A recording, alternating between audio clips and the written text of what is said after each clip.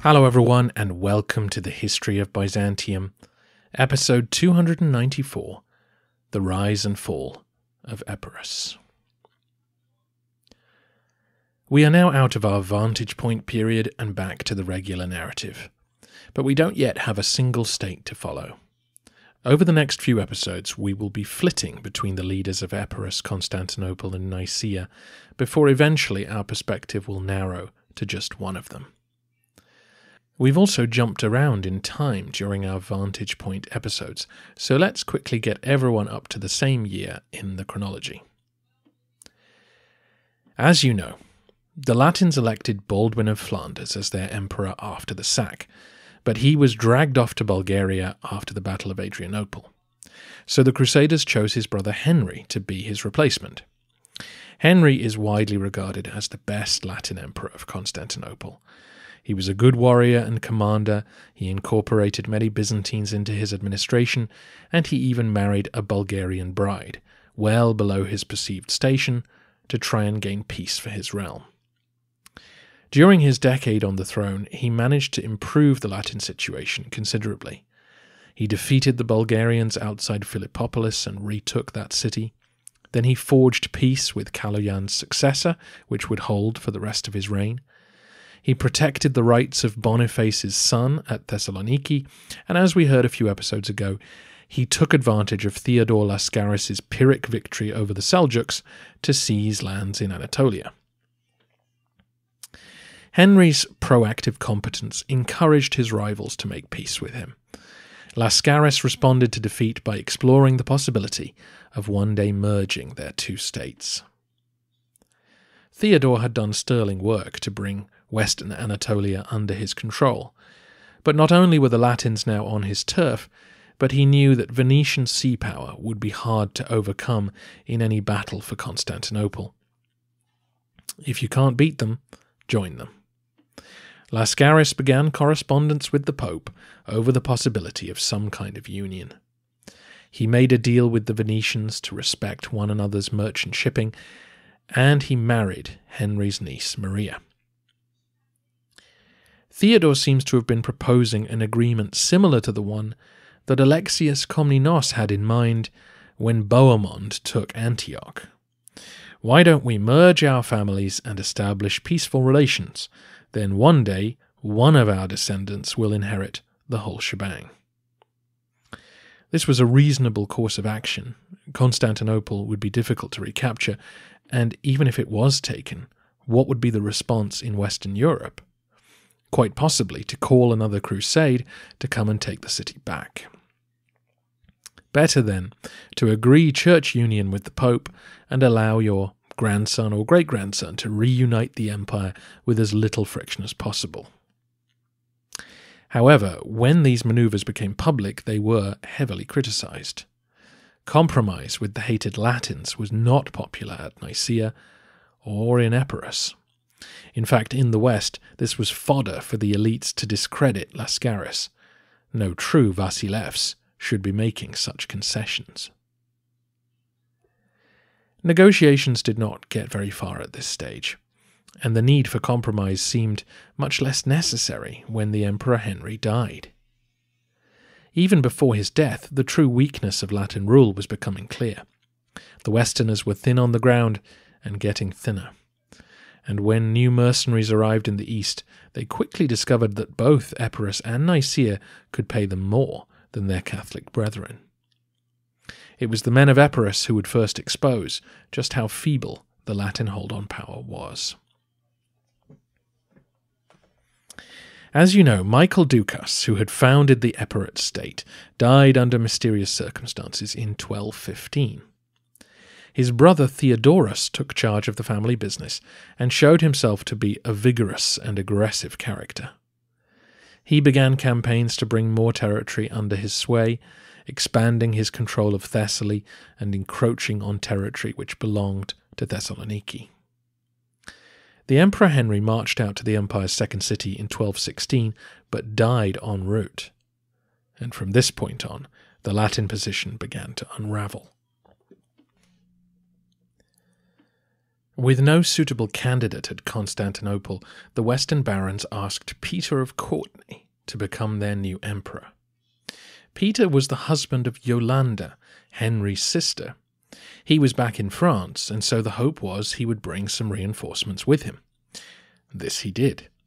Peter went to Rome in 1217 and was crowned by the Pope. He then linked up with a Venetian fleet so that they could attack Dyrrhachium. You'll recall that the Epirus had lifted the port city from the Italians, breaking an agreement which they'd signed just a couple of years earlier, a classic tactic of the Doukas family during this period. Well, they seem to have gone one better on this occasion. Peter and the Venetians landed outside Dyrrhachium and tried to capture the city, but eventually the new emperor Peter left the siege and began the overland march to Constantinople, at which point his army was routed and he was captured by Theodoros Doukas. However, there is a suggestion in our sources that there was deception involved, that instead of a pitched battle, Theodoros turned up to pledge his fealty to the new Vasilevs, then double-crossed him, drove off his army and took him prisoner. If that is what happened, it's pretty funny. The Latins have no leg to stand on when it comes to breaking oaths, and so if Theodoros really did turn the tables on them and throw their new emperor in chains, well, I'm suppressing a smile. Whatever the exact sequence of events, the results were unmistakable. The Latins were utterly undermined by this loss. Peter died in captivity and his army dispersed. The forces of Epirus then swept across the region, capturing town after fortress town. Between 1217 and 1223, the Epirus completed their conquest of Thessaly and drove towards Thessaloniki. A string of targets fell, their Bulgarian or Latin garrisons, lacking any support, melted away in the face of Roman aggression. Grabina, Castoria, Prilep, Skopje, Veria, Servia, Moglena, and Strumica all fell, and when the Romans took Ceres, Thessalonica was doomed. The Epirus now held all the city's supporting fortresses. In 1223 the city was formally invested. The Latins inside had little hope. They were small in number and divided. The former Empress Margaret and her surviving son from Boniface abandoned Thessalonica and headed back to Hungary. The new Latin emperor was Robert of Courtenay, Peter's son. He sent an army to try and retake Ceres, but as they began to engage, they received the terrible news that their brothers in Anatolia had just been defeated by the forces of Nicaea. Anxious at the possible threat to Constantinople itself, they retreated in disarray. This was a huge mistake, as the cavalry at Ceres decided to chase after them, leading to a bloody rout. Without any official coordination, Byzantine forces in east and west had dealt a devastating double blow to the Latin position. Thessaloniki was on its own. The next year its Latin leadership surrendered in exchange for their lives. Theodoros Komnenos Doukas marched in to much acclaim. Theodoras's state now included all of northern Greece, and little lay in his way on the road to Constantinople. He had every reason to have himself declared Vasilevs, and was hailed as such by his men, but he delayed a formal coronation, perhaps dreaming of the Hagia Sophia. The Pope, now finally twigging that you couldn't trust a Doukas, had Theodoros excommunicated. He openly preached a crusade against the Romans as enemies of the faith.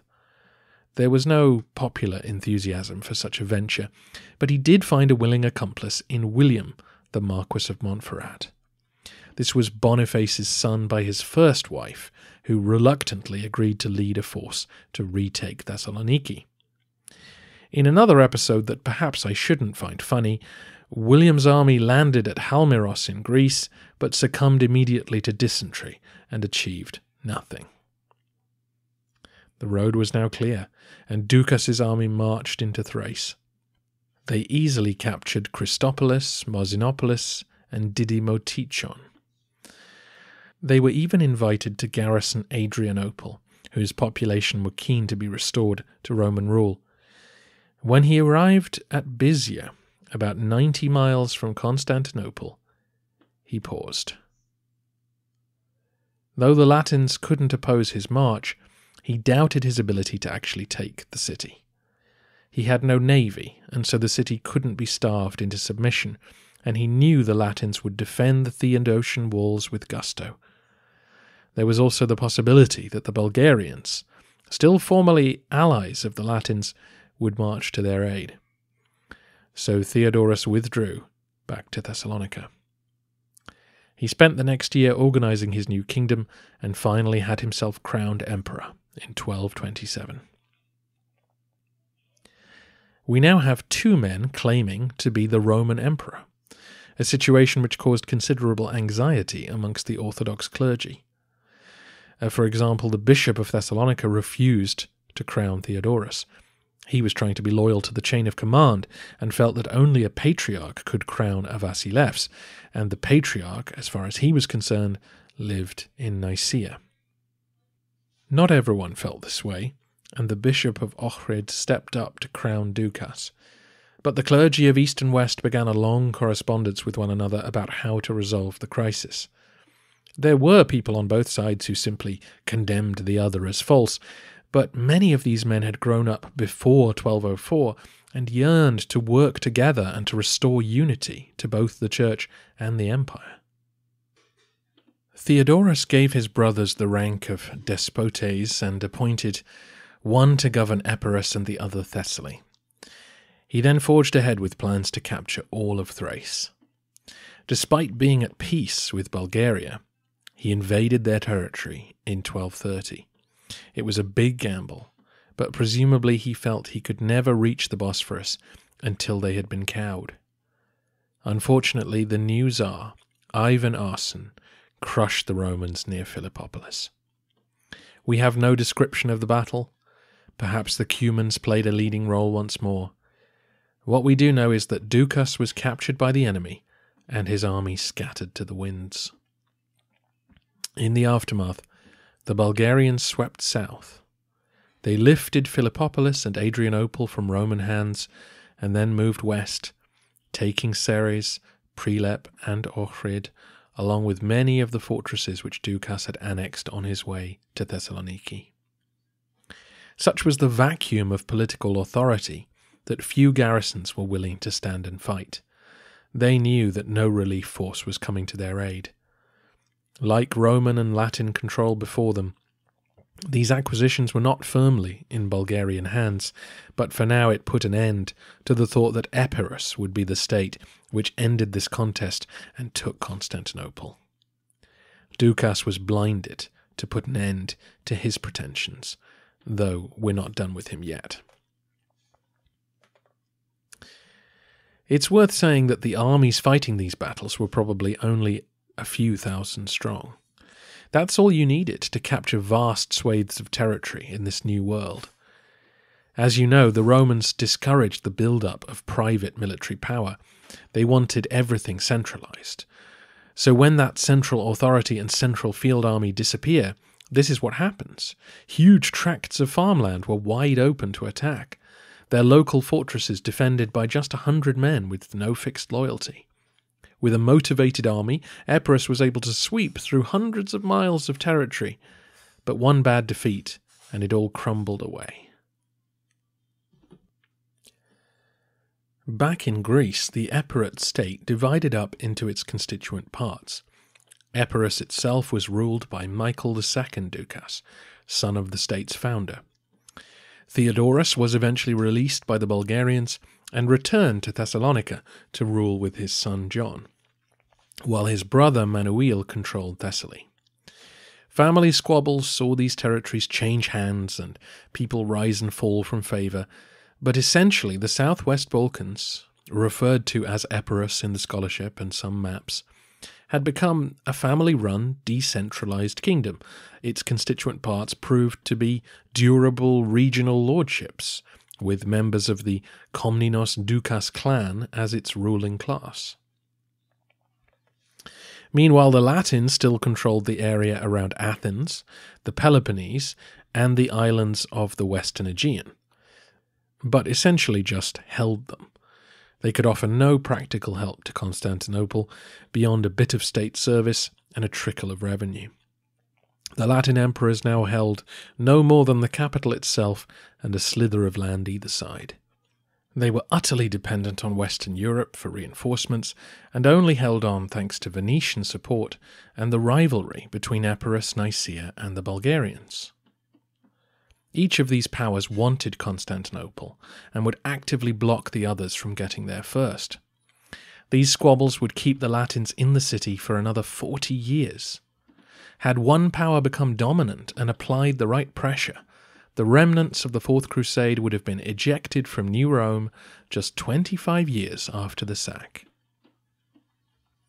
Back in Constantinople, Robert of Courtenay was driven from his throne by a conspiracy, and then died trying to make a comeback. This chaos left his 11-year-old brother Baldwin II as emperor. A regent was needed, and the Latins chose John of Brienne, the King of Jerusalem. John was in Italy at the time, which tells you all you need to know about how Outremer has been faring during this period. Anyway, it will be John of Brienne who mans the Theodosian walls next week, when the forces of Nicaea attempt to retake Constantinople for the Roman Empire.